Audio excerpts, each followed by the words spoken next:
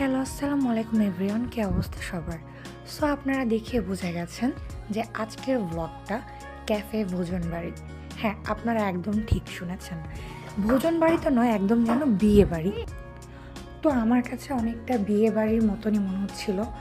একদম এন্ট্রি নিতেই তাদের যে ডেকোরেশনটা আমার কাছে অনেকটা বিয়ে বাড়ি মনে হচ্ছিল। সো যাই হোক, তাদের ডেকোরেশনটা কিন্তু অনেক সুন্দর। আমার কাছে মনে হচ্ছিল যে কাচ্চি ভাই কাচ্চি ডাইন অনেকটা ওই টাইপসের এটা ট্রাই করছে, অ্যান্ড অ্যাকচুয়ালি তারা সাকসেস। আমি তাদের মেনু কার্ডটা স্লো করে দিয়েছি, সো আপনারা একটু দেখে নিন।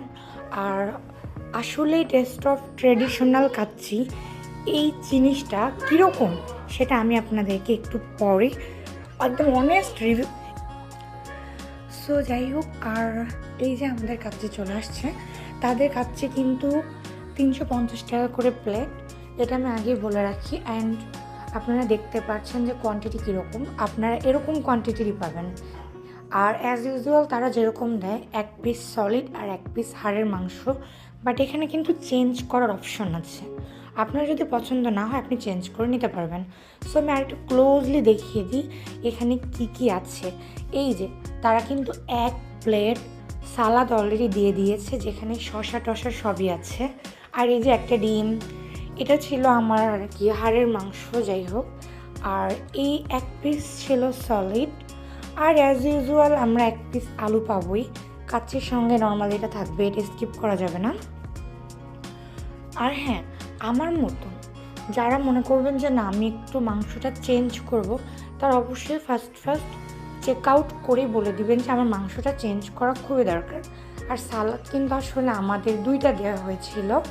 একটা ছিল তাদের স্পেশাল কিউকাম্বার, যেটা কিছু সিক্রেট মানে ইনগ্রেডিয়েন্টস দিয়ে মিক্স করা ছিল, নট অনলি বিট লবণ। আমার কাছে এই জন্য অনেক বেশি ভালো লেগেছে।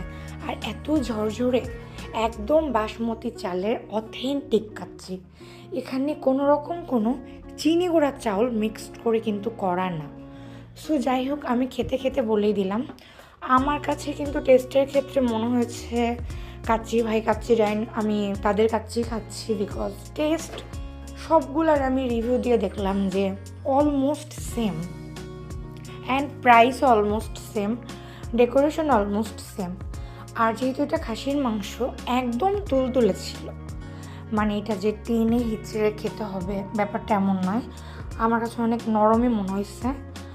আর খাসির মাংসটা অনেক সুন্দর করে কুক হয়েছিল, যার কারণে খেতে অনেক ইজি ছিল। যেহেতু বেবি নিয়ে গিয়েছিলাম, সো আপনারা যারা বেবিকে ক্যারি করেন তারাও চাইলে ট্রাই